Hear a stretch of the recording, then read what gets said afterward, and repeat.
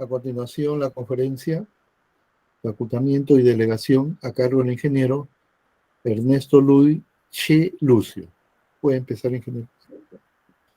Muchas gracias, doctor Rodolfo. Bueno, ahora vamos a abordar el tema de facultamiento y delegación.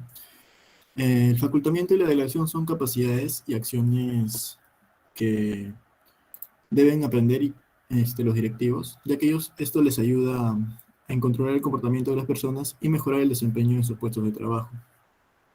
Por ello se debe saber qué es lo que se entiende por facultamiento, ¿no? El facultamiento se entiende que es dar libertad al empleado para realizar lo que ellos deseen, para que así se realicen las actividades con mayor motivación y comodidad. Es decir, si usted está a cargo de un grupo de trabajadores, usted puede plantearles la idea de que ellos comenten las actividades que más les gusta o se sientan cómodos realizándolas. De ahí puede delegar a las personas en esos cargos que ellos mencionan. Obviamente siempre y cuando estas funciones sean compatibles con las labores que ya vienen realizando, ¿no? Delegarlo a los empleados implica darles más responsabilidades en las decisiones que vayan tomando sin necesidad de estar consultándole al superior, ¿no? Se les da más libertades y menos limitaciones. Entonces, estas acciones de conceder mayor libertad al trabajador, lo que se busca es que ellos se sientan genuinamente atraídos a la actividad que realicen y no por alguna recompensa externa, ¿no? Toda esta motivación ya va a ser intrínseca por parte del empleado. Es así como los empleados se desempeñan más a gusto con sus actividades. Estos aspectos van generando en un punto que es un punto de partida para la innovación. El empleado se siente tomado en cuenta por lo que considera que su aporte es importante, ¿no? Entonces va a participar más en las ideas de innovación, en propuestas, se va a sentir más seguro de poder realizarlas. Ahora, por el lado de los directivos, estas acciones de libertad y mayor consideración en los empleados pueden generar dilemas en los directivos, ¿no? El cual es lo siguiente, que es empleados más satisfechos versus los directivos deben ceder los resultados y recompensas. Este dilema o esta inseguridad en los directivos se explica debido a que pueden considerar que ellos pueden considerar por qué los otros deberían recibir el beneficio cuando él es el responsable, o por qué otorgar mayor poder cuando el que quiere recibir los beneficios y reconocimiento es el directivo. Pero esto no necesariamente implica una gran cantidad de sacrificios, ¿no? Por el contrario, cuando se realiza un facultamiento eficaz, los directivos pueden elevar su eficacia y obtener recompensas aún mayores que sin el facultamiento. Porque dar recompensas al empleado no significa perder las propias, porque al ser el directivo quien dirige ese facultamiento, el mérito se lo lleva mayoritariamente él. Por lo tanto, esto al final es más un problema tal vez de inseguridad o tal vez de desconocimiento, ¿no? Por otro lado, las organizaciones siempre están expuestas a momentos de crisis y estrés en donde se pueden sentir amenazados. En estas situaciones donde la mayor parte de empresarios optan por ciertas acciones o atributos que son consideradas como la docena sucia. Esta docena sucia son, bueno, 12 acciones que entre ellas de las más resaltantes son la centralización, que es los directivos suelen concentrar todas las decisiones en ellos y ya trabajan más individualmente, ¿no? Cuando no debería ser en un momento de crisis así, no se debería buscar mayor búsqueda de ideas, ¿no? Para solucionar estos problemas. También está respuesta de rigidez ante la amenaza, pérdida de confianza, falta de trabajo en equipo, perspectiva de corto plazo, y así siguen más o menos similares a estos tipos de acciones, ¿no? Que al final nos vamos a dar cuenta que estos atributos están relacionados al miedo, a la desconfianza, al individualismo y soluciones cortoplacistas. Esto es lo que se debe evitar en situaciones de crisis, pues en estos momentos es donde se necesita de un trabajo grupal, trabajadores con mayor confianza e innovar por nuevas formas de solución. En cuanto al poder y facultamiento, aquí vamos a ver las diferencias, ¿no? ¿Cuál es la diferencia entre poder y facultamiento? Principalmente es una diferencia entre el poder es más impositivo, ¿no? Y el facultamiento es más de libertad y de otorgar responsabilidades. En cuanto a la motivación, tenemos en el poder es una fuente externa que lo ejerce, y en cuanto al facultamiento es ya más interno, propio del trabajador que toma sus propias decisiones. En cuanto a la capacidad, bueno, el poder nos da la capacidad de hacer lo que hacer que los demás hagan lo que uno desea, ¿no? A diferencia del facultamiento, que es que los demás hagan lo que ellos desean. En cuanto al poder, implica obtener poder implica metérselo a alguien, ¿no? O sea, ejercer un poder de subordinación. Y en cuanto al facultamiento, no afecta a los otros que lo tienen.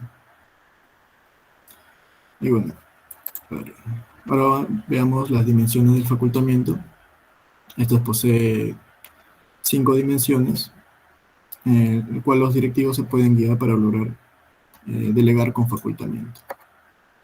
Los directivos deben verificar que cuenten con 5 atributos. El primero es la autoeficacia, que significa cuando la persona tiene la capacidad de realizar sus actividades con éxito, es decir, la sensación de competencia. El segundo es la autodeterminación, es cuando se cuenta con la capacidad de elección, se experimenta un sentido de elección al iniciar y regular sus propios actos. El tercero es la consecuencia personal. Esto se evidencia cuando el empleado tiene la creencia de que su trabajo influye en el producto o servicio final. Por lo tanto, el empleado es consciente de los efectos de sus acciones, se siente de mayor importancia, ¿no?, en el trabajo que realiza. El cuarto es el significado ¿no? Aquí el empleado siente que su actividad da resultados, o sea, tiene un fin, tiene una sensación de valor de la actividad. Y por último está la confianza, donde el personal confía en los directivos, confía en que sus acciones son valiosas y respetadas por los directivos. Estas son las dimensiones que se consideran, ¿no?, para el facultamiento. Para realizar el facultamiento hay factores que también tenemos que evitar, ¿no? Como son las actitudes con los subalternos. Sucede que a veces algunos directivos no confían en las competencias de sus empleados, por lo que evitan facultar. Lo cual esto genera aún mayor desconfianza o mayor desconfianza, ¿no?, en los empleados, o por los mismos empleados también ya no suelen realizar sus actividades con una motivación tan alta, ¿no? También están las inseguridades personales. Esto tiene que ver más con las percepciones o creencias del directivo, que ya lo habíamos hablado anteriormente. Al creer que si facultan a los demás, perderán el reconocimiento y las recompensas. Por último, también está la necesidad de control.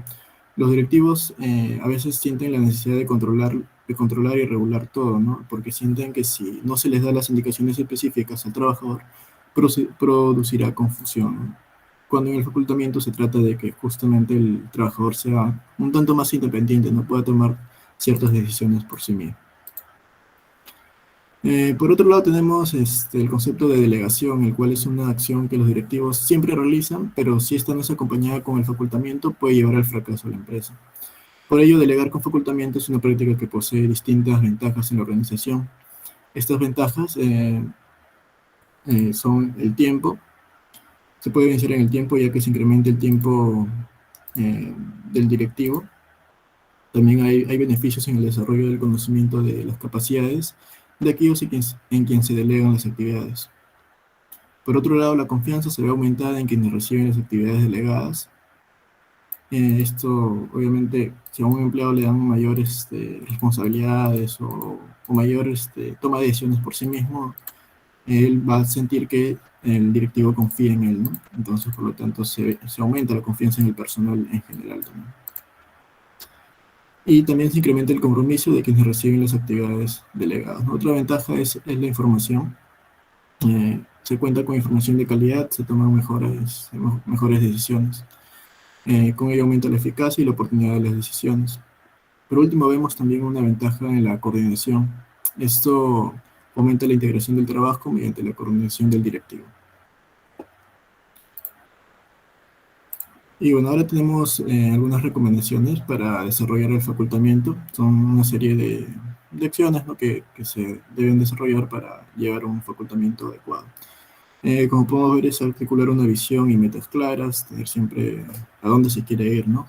Lo otro también tenemos que fomentar experiencias de dominio personal, el modelar, el apoyo, que es justamente la confianza, ¿no? Y la confianza y el trabajo grupal.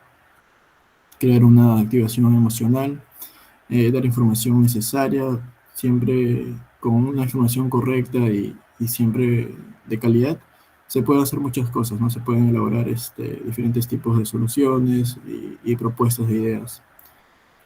Y luego están lo de ofrecer los recursos necesarios, siempre los suplementos, recursos para desarrollar sus actividades, hacer una conexión con los resultados. Esto es más con ver la evaluación, ¿no? La evaluación luego de haber hecho el facultamiento, siempre hacer una revisión de estas acciones, ¿no? Y por último, crear la confianza. Y bueno, eso sería todo de mi parte. Más bien, si es que hay alguna pregunta, podría responderla, ¿no? Sí, Elizabeth. Sí, Ernesto, ¿me podrías decir cuál es la diferencia entre delegar y facultar? Delegar y facultar. Claro, delegar es más es un proceso de conferir al empleado el encargo de realizar ¿no?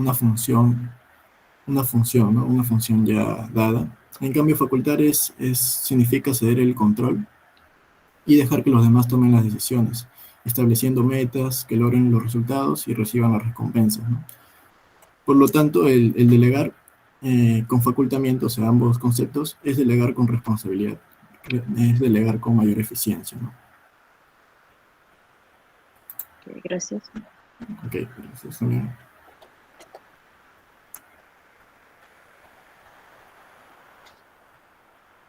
¿Alguna otra pregunta? Les agradezco.